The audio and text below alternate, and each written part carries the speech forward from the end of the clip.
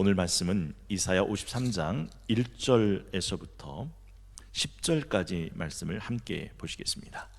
구약성경 1033쪽 이사야 53장 1절에서 10절까지 말씀입니다. 우리가 전한 것을 누가 믿었느냐? 여호와의 팔이 누구에게 나타났느냐? 그는 주 앞에서 자라나기를 연한 순 같고 마른 땅에서 나온 뿌리 같아서 고운 모양도 없고 풍채도 없은즉 우리가 보기에 흠모할 만한 아름다운 것이 없도다. 그는 멸시를 받아 사람들에게 버림받았으며 간고를 많이 겪었으며 질고를 하는 자라. 마치 사람들이 그에게서 얼굴을 가린 것 같이 멸시를 당하였고 우리도 그를 귀히 여기지 아니하였도다. 그는 실로 우리의 질고를 지고 우리의 슬픔을 당하였거늘 우리는 생각하기를 그는 징벌을 받아 하나님께 맞으며 고난을 당한다 하였노라. 그가 찔림은 우리의 허물 때문이요 그가 상함은 우리의 죄악 때문이라. 그가 징계를 받음으로 우리는 평화를 누리고 그가 채찍에 맞음으로 우리는 나음을 받았도다. 우리는 다 양 같아서 그릇 행하여 각기 제 길로 갔거늘 여호와께서는 우리 모두의 죄악을 그에게 담당시키셨도다. 그가 곤욕을 당하여 괴로울 때에도 그의 입을 열지 아니하였으며 마치 도수장으로 끌려가는 어린 양과 덜 깎는 자 앞에서 잠잠한 양같이 그의 입을 열지 아니하였도다. 그는 곤욕과 신문을 당하고 끌려갔으나 그 세대 중에 누가 생각하기를 그가 살아있는 자들의 땅에서 끊어짐은 마땅히 형벌받을 내 백성의 허물 때문이라 하였으리요. 그는 강포를 행하지 아니하였고 그의 입에 거짓이 없었으나 그의 무덤이 악인들과 함께 있었으며 그가 죽은 후에 부자와 함께 있었도다. 여호와께서 그에게 상함을 받게 하시기를 원하사 질고를 당하게 하셨은즉 그의 영혼을 속건제물로 드리기에 이르면 그가 씨를 보게 되며 그의 날은 길 것이요 또 그의 손으로 여호와께서 기뻐하시는 뜻을 성취하리로다. 아멘. 오늘은 다시 다듬어 만들어가는 새 2021년 3월 25일 목요일 사랑하는 25구역과 함께하는 새벽 아침입니다. 25구역은 사교구인데요. 박은신 목사님 섬기시고 신동규 장로님, 정산옥 집사님, 정영미 집사님이 섬기십니다. 25구역을 섬기는 구역장님은 김태욱 권사님, 인도자의 이광희 권사님, 부구역장의 김용옥 권사님이 섬기십니다. 영생은 유일하신 참 하나님과 곧 그가 보내신 예수 그리스도를 아는 것이다 라고 말씀하셨습니다. 바라기는 유일하신 참 하나님과 곧 그가 보내신 예수 그리스도를 믿는 믿음과 아는 가장 고상한 지식에서 자라 영생을 누리며 맛보는 25구역과 새벽 아침 되기를 소망합니다. 주신 본문 말씀 중심으로 다시 다듬어 푸는 이사야 53장 강의 11번째 시간, 부활의 첫 열매가 되어주신 예수 그리스도, 부활의 첫 열매가 되어주신 예수 그리스도라는 점을 가지고 함께 은혜와 도전받는 시간이 되길 원합니다. 오늘 본문 10절 말씀 우리 다시 한번 한 목소리로 합독하겠습니다. 시작. 여호와께서 그에게 상함을 받게 하시기를 원하사 질고를 당하게 하셨은즉 그의 영혼을 속건제물로 드리기에 이르면 그가 씨를 보게 되며 그의 날은 길 것이요 또 그의 손으로 여호와께서 기뻐하시는 뜻을 성취하리로다. 아멘. 여러분, 이 10절 속에 도대체 예수님의 부활의 말씀이 어디에 나온다고 생각하십니까? 눈치가 빠르신 분은 찾아내셨을 겁니다. 그것이 바로 그의 영혼을 속건제물로 드리기에 이르면 그가 씨를 보게 되며 그의 날은 길 것이요. 바로 이 대목이 예수 그리스도의 부활을 암시하고 있는 말씀이다라는 것이죠. 여러분, 십자가의 죽음으로 끝난 인생이 어떻게 이어지는 신비가 될 수 있을까요? 그의 날이 어떻게 십자가에서 죽었는데 계속 이어진다 할 수 있을까요? 바로 이것이 예수 그리스도는 십자가의 죽음으로 끝나는 것이 아니라 부활로 이어지는 신비를 묵시적으로 예언하고 있다고 해석되는 본문입니다. 사실 예수님은요, 십자가의 죽으심으로 속건제물이 되셨지만 예수님은 그 십자가의 죽음을 이기시고 부활의 첫 열매가 되셨다고 성경 우리에게 가르쳐 줍니다. 고린도전서 15장 12절에서부터 22절까지 말씀입니다. 그리스도께서 죽은 자 가운데서 다시 살아나셨다 전파되었거늘 너희 중에서 어떤 사람들은 어찌하여 죽은 자 가운데서 부활이 없다느냐? 만일 죽은 자의 부활이 없으면 그리스도도 다시 살아나지 못하셨으리라. 그리스도께서 만일 다시 살아나지 못하셨으면 우리가 전파하는 것도 헛것이요 또 너희 믿음도 헛것이며 또 우리가 하나님의 거짓 증인으로 발견되리니 우리가 하나님이 그리스도를 다시 살리셨다고 증언하였습니다. 만일 죽은 자가 다시 살아나는 일이 없으면 하나님이 그리스도를 다시 살리지 아니하셨으리라. 만일 죽은 자가 다시 살아나는 일이 없으면 그리스도도 다시 살아나신 일이 없었을 터이요 그리스도께서 다시 살아나신 일이 없으면 너희 믿음도 헛되고 너희가 여전히 죄 가운데 있을 것이요 또한 그리스도 안에서 잠자는 자도 망하였으리니 만일 그리스도 안에서 우리가 바라는 것이 다만 이 세상의 삶뿐이면 모든 사람 가운데 우리가 더욱 불쌍한 자이리라. 그러나 이제 그리스도께서 죽은 자 가운데서 다시 살아나사 잠자는 자들의 첫 열매가 되셨도다. 사망이 한 사람으로 말미암았으니 죽은 자의 부활도 한 사람으로 말미암는도다. 아담 안에서 모든 사람이 죽은 것 같이 그리스도 안에서 모든 사람이 삶을 얻으리라 라고 말씀하고 있습니다. 오늘 주신 본문 말씀 중심으로 세 가지 은혜를 함께 나누길 원합니다. 첫째, 십자가의 부활은 십자가의 죽음이 겨냥한 관역이었다라는 사실입니다. 십자가의 부활은 어쩌다가 부활한 사건이 아니라 처음부터 십자가의 죽음이 활시위가 되어 겨냥한 관역이 바로 부활이었다라는 사실이죠. 여러분, 예수님께서는 마태복음 16장에서 예루살렘에 올라가 십자가에 고난받고 죽으실 것을 미리 고지하셨습니다, 제자들에게. 그러나 십자가의 순환과 죽으심만을 고지한 것이 아닙니다. 마태복음 16장 21절에 보면 예수님이 또 하나를 고지하고 있는데 우리 스크린 보시고 한 목소리로 합독합니다. 시작.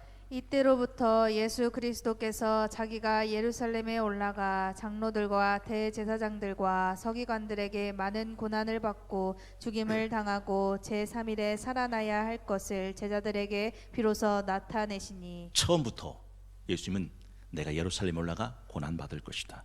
그리고 그 고난 속에서 나는 죽게 될 것이다. 그리고 나는 다시 살아날 것이다 라는 부활을 말씀하셨다라는 거죠. 마치 궁수가 활시위를 당기고 관역을 겨냥하고 조준하듯이 십자가는 죽음의 활시위를 당겨서 부활이라는 관역에 조준하고 겨냥한 사건이 되었다라는 것이죠. 그래서 우리가 다 잘 아는 대로 예수님의 무덤가에 여인들이 찾아갔을 때 천사는 그 여인에게 해준 말이 있습니다. 마태복음 28장 1절에서부터 나오는데요. 안식일이 다 지나고 안식 후 첫날이 되려는 새벽에 막달라 마리아와 다른 마리아가 무덤을 보려고 갔더니 큰 지진이 나며 주의 천사가 하늘로부터 내려와 돌을 굴려내고 그 위에 앉았는데 그 형상이 번개 같고 그 옷은 눈같이 익은을 지키던 자들이 그를 무서워하여 떨며 죽은 사람과 같이 되었더라. 천사가 여자들에게 말하여 이르되 너희는 무서워하지 말라. 십자가에 못 박히신 예수를 너희가 찾는 줄 내가 아노라. 6절 우리 다 함께 한 목소리 합독합니다. 시작. 그가 여기 계시지 않고 그가 말씀하시던 대로 살아나셨느니라. 와서 그가 누우셨던 것을 봐라. 부활은 어쩌다가 일어난 사건이 아니라 처음부터 예수님께서 십자가에 고난받고 십자가에 죽임당한 후에 제3일에 살아나리라 라고 말씀하셨던 바로 겨냥된 관역이었다라는 거죠. 여러분, 예수님은 전생애가 오직 십자가를 겨냥하고 십자가를 향해 십자가를 달려간 삶이셨습니다. 혹시 여러분 이 세상에 태어난 생일을 아시는지요? 혹 이 세상에 태어나 하실 사명도 알고 계신지요? 생일을 아는 것과 사명을 아는 것 중 어느 것이 더 중요할 것이라 생각되십니까? 성도는 삶의 분명한 방향과 목표와 표대가 있어야 됩니다. 그리고 그 방향과 목표와 표대는 예수님에게 그러셨던 것처럼 십자가여야 한다는 거죠. 한 가지는 분명합니다. 십자가에 관심이 없으면 사람은 다 자기 욕심대로 살다가 죽습니다. 여러분 십자가에 관심이 있으십니까? 가져도 좋고 안 가져도 좋고 아닙니다. 십자가에 관심이 없는 사람은 평생을 살아도 자기 욕심대로 살다 욕심대로 죽습니다. 지난 주일날 제가 이런 말씀 드렸죠. 이상한 나라 앨리스, 이상한 나라에 빠진 앨리스가 길을 잃었습니다. 길을 찾다가 토끼한테 내가 어디로 가야 하나요? 라고 묻죠. 지혜로운 토끼는 대답합니다. 어디로 가고 싶은데? 앨리스는 대답합니다. 모르는데요. 토끼의 말은 분명합니다. 그럼 아무데도 갈 수 없지. 네가 어디로 가야 하는지는 네가 어디로 가고 싶은지에 달려있거든. 여러분, 내 삶의 방향이 없습니다. 내 삶의 목표가 없습니다. 내 삶의 푯대가 없습니다. 그러면 내가 어떻게 살아야 될지를 어떻게 알 수 있겠습니까? 삶의 방향과 목표와 푯대가 없으면 아무렇게 살아도 아무렇지도 않습니다. 처음부터 방향 같은 건 없으니까, 처음부터 목표 같은 건 없으니까, 처음부터 푯대 같은 건 없으니까. 그래서 삶의 치열한 몸부림도 가지지 못합니다. 온몸을 부둥켜 안고 울부짖는 뜨거운 기도도 내 속에선 터져나오지가 않습니다. 악하고 음란하고 폐역한 이 세대를 하루를 살아도 신실하고 진실하고 깨끗하게 살고 싶은 삶의 투쟁도 내 삶에서는 찾아볼 수가 없습니다. 고군, 분투, 결심, 선택, 작정, 각오, 분발, 성찰, 반성, 간구와 열심, 어느 것도 나는 가져볼 수 없습니다. 어떻게 방향도 모르는데, 목표도 없는데, 푯대도 없는데 그런 삶이 가능하다 할 수 있겠습니까? 여러분, 어떻게 우리가 삶의 방향과 목표와 푯대를 가질 수 있을까요? 그것은 우리가 하나님의 말씀을 통해서 방향과 푯대와 목표를 발견할 때입니다. 시편 143편 8절에 아침에 나로 하여금 주의 인자한 말을 듣게 하소서. 아침에 내가 주를 의뢰함이니이다. 아침에 내가 다닐 길을 알게 하소서. 아침에 내가 내 영혼을 주께 드리나이다. 이 새벽이 그래서 귀한 거예요. 이 새벽이 그래서 소중하다라는 것이죠. 지난 주일날 말씀드렸잖아요. 방향이 없어요. 목표가 없어요. 푯대가 없어요. 그러면 비파야 수구마 낄지어다. 내가 새벽을 깨우리로다. 하나님이여, 내가 마음을 정하였으니 내가 노래하며 내 마음을 다하여 찬양하리로다. 이런 결연한 의지는 내 마음이 가져볼 수도 품어볼 수도 없는, 나와는 전혀 상관없는 것이 된다라는 거죠. 릴레이 신방 중에 어느 집사님 가정을 찾게 되었습니다. 그분은 늦깎이 신앙을 시작하신 분이었습니다.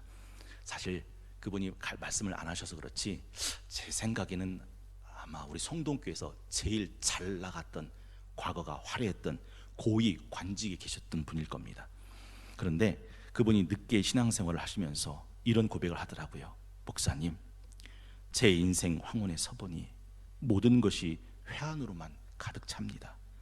좀 더 일찍 예수를 믿고 교회를 다니고 말씀을 들었다면 제 인생은 이렇게 초라하지는 않았을 텐데 마지막이 왜 이렇게 회한으로 가득 차는지 모르겠습니다 라는 말씀이셨습니다. 우리나라 말 속담에 이런 속담이 있죠. 늦었다고 생각할 때가 가장 빠른 때다. 집사님, 아직 늦지 않으셨습니다 라는 말씀을 해드렸습니다. 하버드 대학 총장인 나단 푸시가 분명히 말합니다. 흔들 수 있는 깃발을 가진 자, 부를 수 있는 노래가 있는 자, 믿을 수 있는 신조가 있는 자, 따라갈 수 있는 지도자가 있는 자, 그 사람은 그 인생의 주인공이다. 여러분, 한번 여쭤볼게요. 여러분은 흔들 수 있는 깃발을 갖고 계십니까? 부를 수 있는 노래가 있으십니까? 목숨 걸고 믿을 수 있는 신조가 있으십니까? 그래 하고 끝까지 따라갈 여러분의 지도자가 있으십니까? 왜 사람들은 방향과 목표와 푯대를 쉽게 잃어버리는 걸까요? 간단합니다. 세상과 타협하기 때문입니다.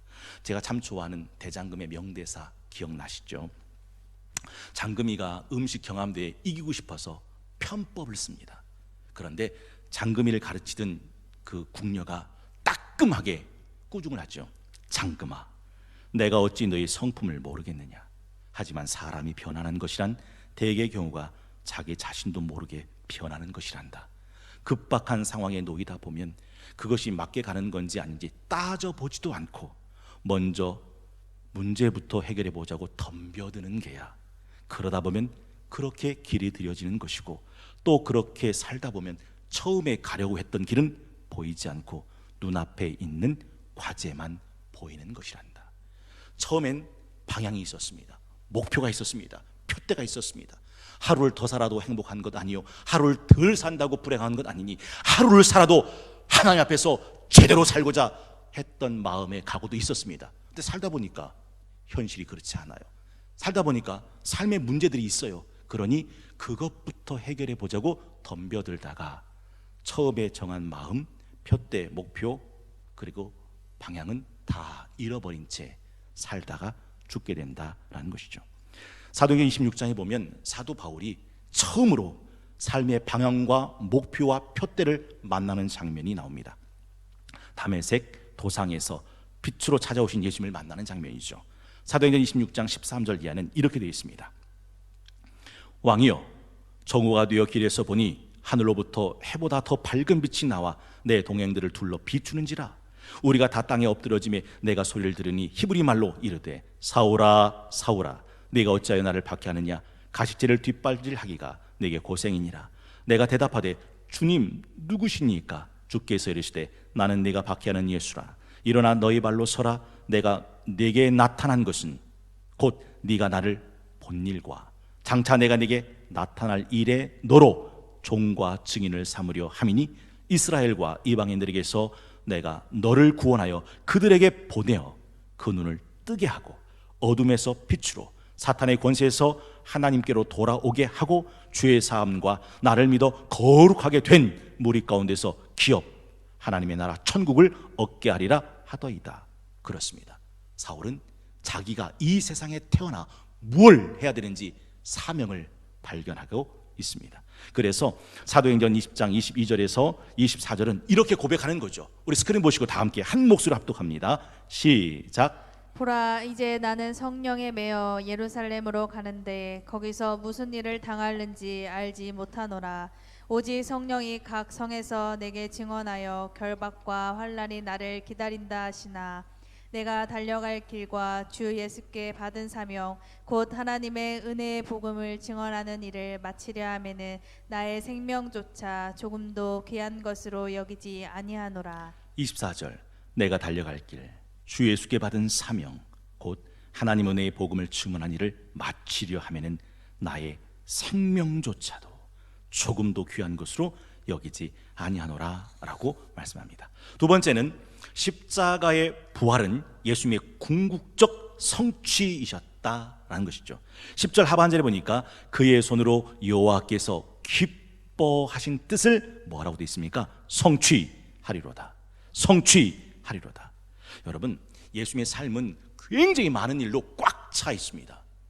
특별히 3대 사역을 티칭, 프리칭, 힐링, 천국 복음을 전파하시고 하나님의 말씀을 가르치시고 모든 약한 것을 고치시는 일로 꽉 차 있었죠. 이것 말고도 가나 혼인잔치의 포도주의 기적, 벳세다 들녘의 오병이어의 기적, 풍랑이는 바다에 잔잔케 하는 기적, 죽은 자를 살리시는 그 엄청난 기적들로 꽉 차 있습니다. 그런데 예수님께서는 그 모든 엄청난 일을 하셨음에도 불구하고 테테 로스타이라는 말을 하신 적이 없습니다. 테테 로스타이가 뭐죠? 내가 다 이루었다. 그러면 테테 로스타이, 내가 다 이루었다라는 이 한 번의 고백을 언제 하시는가? 십자가에서. 테테 로스타이, 내가 다 이루었다. 왜냐하면 예수님이 이 땅에 오신 목적, 방향, 표대는 십자가에서 죽으시고 속건 제물이 되셔서 그들을 구원하시고 잠자는 자들의 첫 열매가 되시는 일이었기 때문에 그렇다는 거죠. 십자가의 죽음, 십자가의 부활은 하나님의 영원하신 작정 안에 들어있는 궁극적 성취이셨습니다. 그래서 처음이자 마지막으로 테테 로스타이라는 말로 십자가의 사역을 완성하셨습니다. 이제 마지막 세 번째는 부활의 소망은 그리스도인의 삶의 능력이 된다는 사실이죠. 부활의 소망, 그것은 그리스도인의 삶의 능력입니다. 여러분, 일제시대를 지나갈 때 광복과 해방과 독립을 믿지 못했던 사람은 그 일제시대를 매국노가 되었습니다. 친일파가 되었습니다. 변절자로 살았습니다. 그러나 이 땅의 광복과 해방과 독립을 믿었던 사람은 일제시대 속에서도 독립군으로, 의병으로, 저항 시인으로 살아갔습니다. 여러분, 세상에서 부활의 신앙이 없는 사람은 어떻게 사는지 아십니까? 맞습니다. 내 영혼아, 여러 해 쓸 물건 가득 쌓아두었으니 평안히 쉬고 먹고 마시고 즐기자. 그게 부활의 소망이 없는 육을 갖고 살아가는 인생들의 모습입니다. 그러나 부활이 있으면 전혀 달라지죠.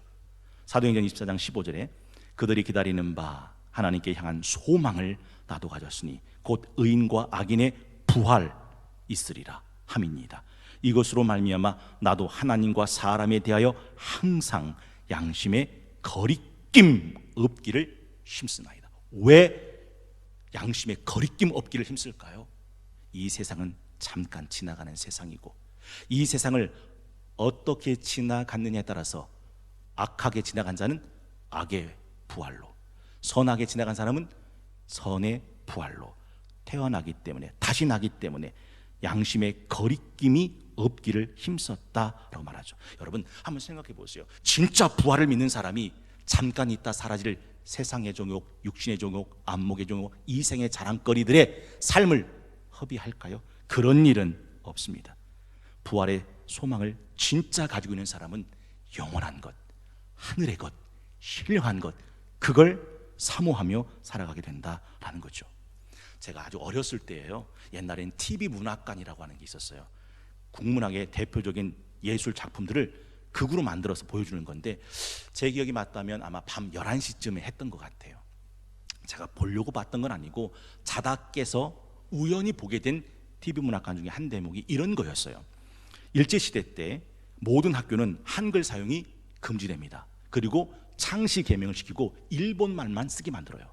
그런데 고든 한국인의 정신어를 가지고 있는 국어 선생님은 그 아이들한테 절대 한국어 잊지 마라, 너희 이름은 조선의 이름인 걸 잊지 마라 라고 말하면서 학교에서 정상적인 수업 말고, 정상적인 수업에는 일본말로 하고 일본 이름을 불렀지만 쉬는 시간에는 한국말로 말하고 한국 조선 이름을 불러주던 고든 지조의 선생님이셨어요. 그리고 이 아이가 커서 현대 방송국 PD가 됩니다. 그 방송국에서 한글날 기념 프로그램을 짜는데 자기 옛날 선생님이 생각난 거예요. 일제시대에 지조 있게 우리에게 한글을, 조선의 말을 잃어버리지 않도록 가르쳤던 그 선생님, 그 선생님을 모셔다가 한글날 좋은 인터뷰를 하면 좋겠다 하고 전국을 수소문하고 다닙니다. 그런데 말입니다, 언제 어디서 발견된지 아세요?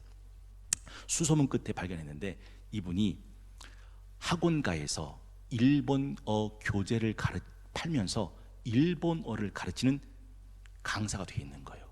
이때 이 선생님, 지고지순한 지조 있는 선생님을 꿈꿨던 이 방송국 PD는 털썩 주저앉습니다. 그러니까 옛날 어린 아이들 앉혀놓고서 조선어, 한국말, 한국 이름을 가르쳤던 그 선생님 모습과 다 늙어서 일본어 교재 팔고 다니면서 일본어를 가르치는 교사 선생님이 이게 오버랩이 되면서 그건 끝납니다. 그때 제가 참 어린 나이였음에도 불구하고 참 많은 것들이 생각났습니다. 왜 그 선생님은 일본어 교재를 팔면서 일본말을 가르치는 일을 하게 되었던 걸까요? 정답은 목구멍이 포도청이었기 때문이에요. 맞아요. 먹고 살기 위해서. 여러분, 얼마나 많은 사람들이 이렇게 세상에서 타협해 가는지 모릅니다.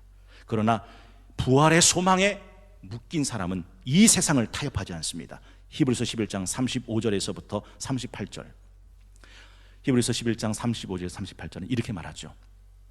여자들은 자기의 죽은 자들을 부활로 받아들이기도 하며 또 어떤 이들은 더 좋은 부활을 얻고자 하여 심한 고문을 받되 구차히 풀려나기를 원하지 아니하였으며 또 어떤 이들은 조롱과 채찍질 뿐 아니라 결박과 옥에 갇히는 시련도 받았으며 돌로 치는 것과 톱으로 켜는 것과 시험과 칼로 죽임을 당하고 양과 염소의 가죽을 입고 유리하여 궁핍과 환난과 학대를 받았으니 이런 사람 세상이 감당하지 못하느니라.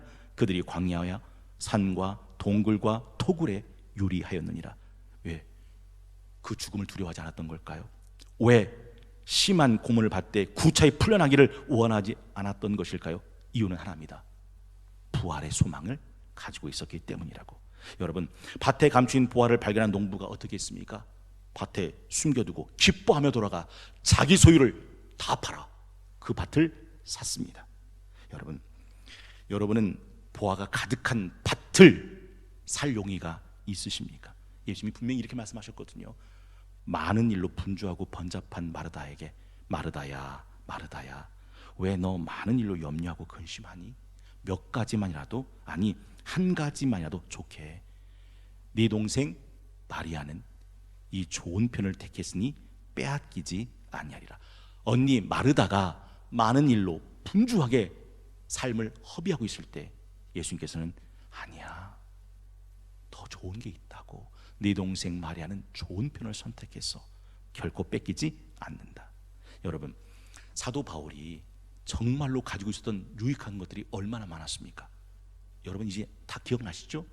나면서부터 로마의 시민권자, 나서 8일 만에 할례 받고, 히브리인 중에 히브리인, 유대인 중에 유대인, 바리새인 중에 바리새인, 베냐민 지파, 가말리엘 대학자 밑에서 수학한 초엘리트, 열심으로는 교회를 핍박하고 하나님의 의로는 흠이 없는 자. 근데 그 모든 자기의 소유된 의를 딱 하나, 예수 그리스도를 아는 지식과 그걸 내 것으로 만들기 위해서 바꿉니다. 다 팝니다. 그걸 배설물로 여기고 내 주 그리스도 예수를 아는 지식을 가장 고상하게.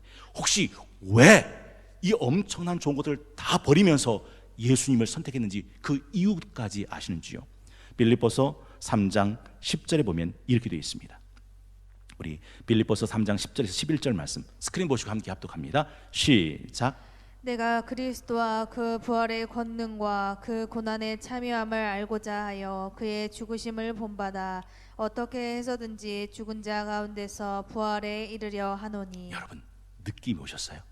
사도 바울은 예수 그리스도 안에서 발견한 이 부활을 자기 보화로 삼았던 거죠. 그래서 나도 예수 그리스도의 보활에 이르기 위해 예수 그리스도를 아는 가장 고상한 지식을 얻기 위해 자기가 평생 가장 귀한 것으로 여겼던 그 모든 것들을 다 배설물로 팔아버렸던 겁니다. 그래서 우리가 부르는 찬양이 그런 거 아니에요? 내 안에 가장 귀한 거 예수를 알미라. 금, 은보다 더 귀한 거 예수를 알미라. 세상 지식보다 귀한 거 예수를 알미라. 내 안에 가장 귀한 것 예수를 알미라.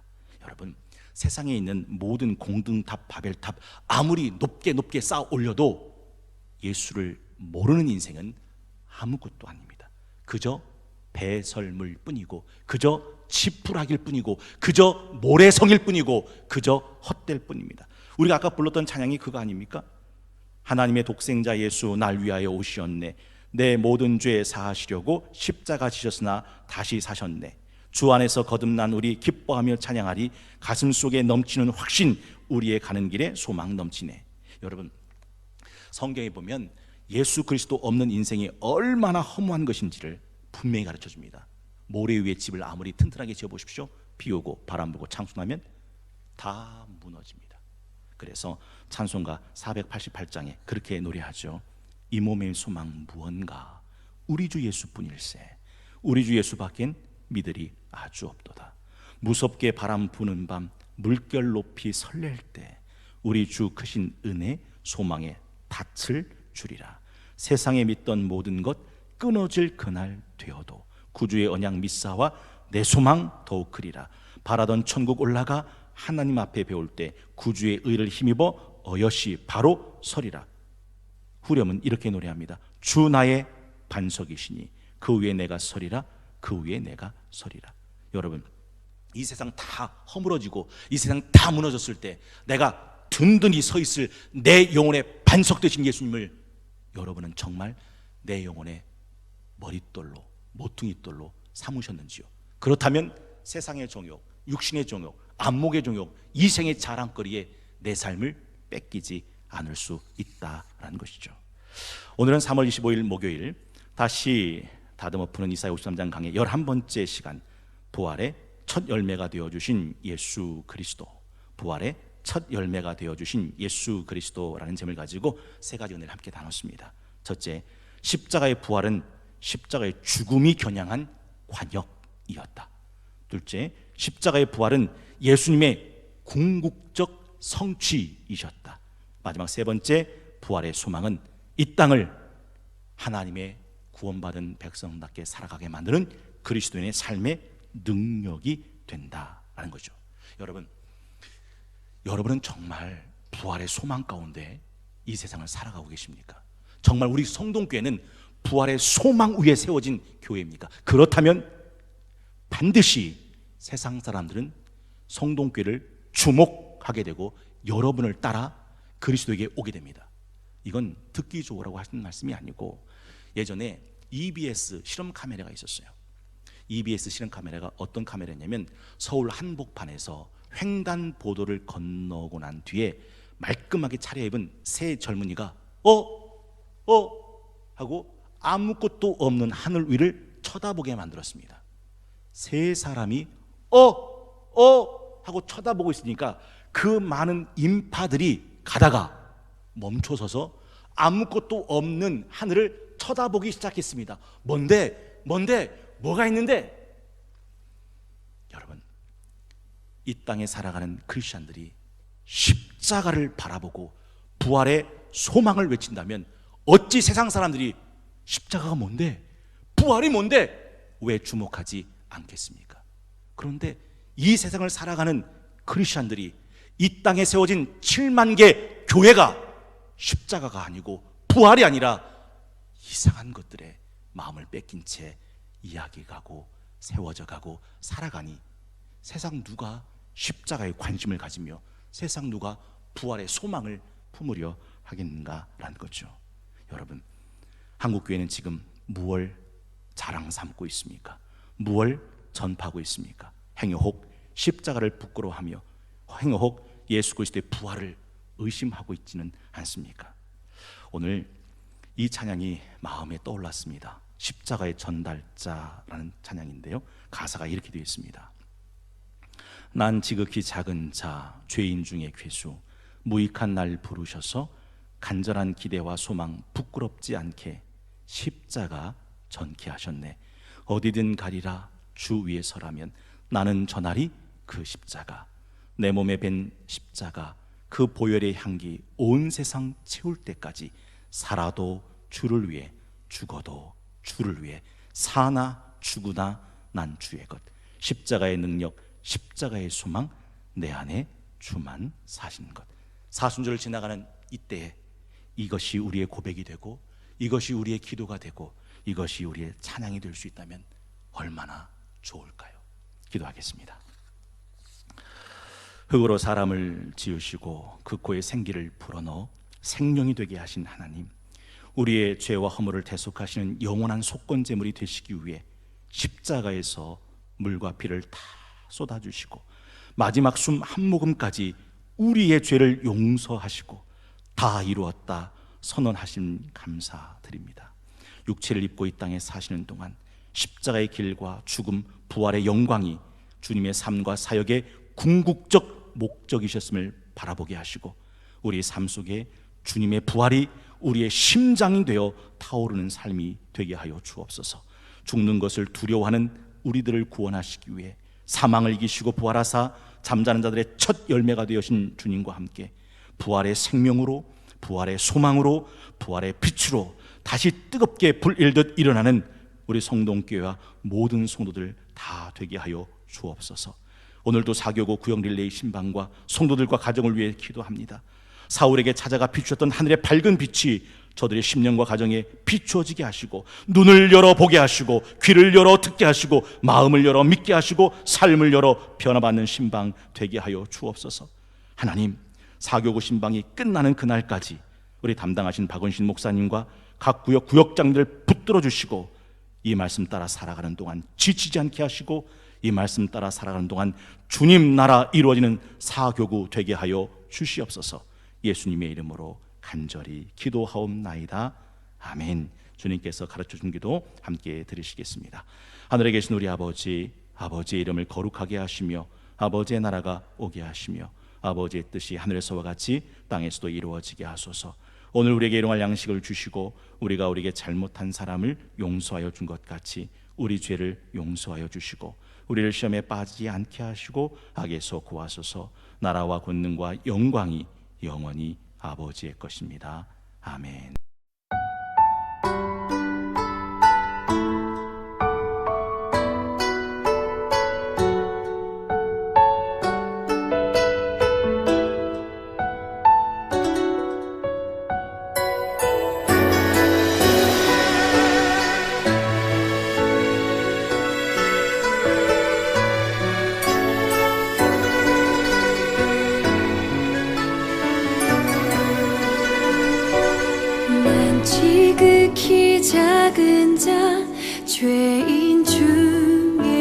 예수 무익한 날 부르셔서 간절한 기대와 소망 부끄럽지 않게 십자가 전게 하셨네. 어디든지 가리라 주 위에 서라면 나는 전하리 그 십자가. 내 몸에 밴 십자가 그 보혈의 향기 온 세상 채우